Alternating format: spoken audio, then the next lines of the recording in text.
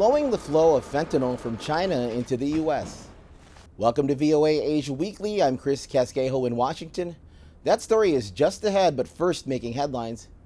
Israel and Hamas agreed on Wednesday to a ceasefire in Gaza for at least 4 days to let in aid and release at least 50 hostages captured by militants in exchange for at least 150 Palestinians jailed in Israel. The shell struck the second floor of the Indonesian Hospital in Gaza, killing at least 12 people, according to a medical worker inside the facility in the health ministry in Hamas-run Gaza. North Korea on Tuesday launched a rocket which it says was carrying a reconnaissance satellite. Both Japan and South Korea reported the launch. It was Pyongyang's third attempted spy satellite launch this year. In response, the Japanese government issued an emergency warning for residents in the south to take cover, citing the potential threat of a North Korean missile. Almost 1,000 Rohingya Muslims from Myanmar have arrived in Indonesia by boat over the past week.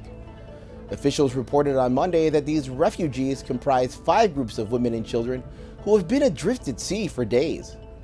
More than 240 people faced rejection twice by residents in the Aceh Utara district, raising concerns among human rights organizations. Vice President William Lai, the leading candidate for Taiwan's presidency, has announced Hsiao B-Kim as his running mate for the upcoming January election. Hsiao, a distinguished diplomat who previously served as Taiwan's de facto ambassador to the U.S., is well known in Washington. Beijing denounces her as a separatist. U.S. President Joe Biden highlighted on Tuesday his administration's efforts to halt the flow of fentanyl and the ingredients used to produce the deadly drug, following deals with leaders of China and Mexico last week. However, as VOA Chief White House correspondent Patsy Widakuswara reports, observers say past efforts to control production and export from outside of the country have proved ineffective. The deadly drug fentanyl can be shipped undetected via airport cargo, border crossings, and even through the postal system, following counter-narcotics deals with China and Mexico reached on the sidelines of the Asia-Pacific Economic Cooperation Summit in San Francisco last week. On Tuesday, President Joe Biden vowed to boost his administration's efforts to combat the drug that has killed more than 200,000 Americans in recent years. But this challenge also has roots outside our borders, outside the borders of the United States. It's a global challenge that demands global action. Fentanyl is mass-produced in Mexico using precursor chemicals largely from China and trafficked via cartels into the U.S.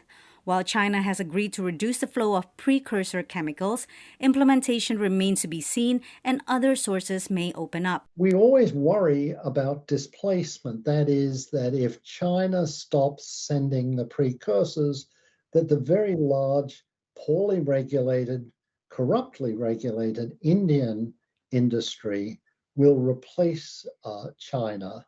Experts praise Biden's comprehensive approach, but say that a heavy focus on limiting fentanyl's entry can be counterproductive to the positive steps in harm reduction the administration has taken. Many of these efforts to restrict the supply lead traffickers to identify substances which are more potent, so that means a smaller quantity for the same effect, which are easier to traffic. Biden urged Congress to tighten laws to make fentanyl a Schedule I drug, but advocates say such a move is dangerous. Maintaining the scheduling of fentanyl as Schedule I means that people are going to be stigmatized, people are going to go to jail and prison, and actually get pulled out of their communities and be more likely to overdose. Silla argued that more focus and resources should be placed instead on efforts to reduce the negative impacts of substance use, including syringe services, overdose prevention, and drug treatments. Patsy Widakuswara, VOA News, Washington. Visit voanews.com for the most up-to-date stories. I'm Chris Casquejo. And now, welcome to the Kingdom of Arendelle. As the gates to the first Frozen-themed land officially opened at the Hong Kong Disney Resort, hundreds of Frozen fans from around the world rushed in. Thanks for watching VOA Asia Weekly.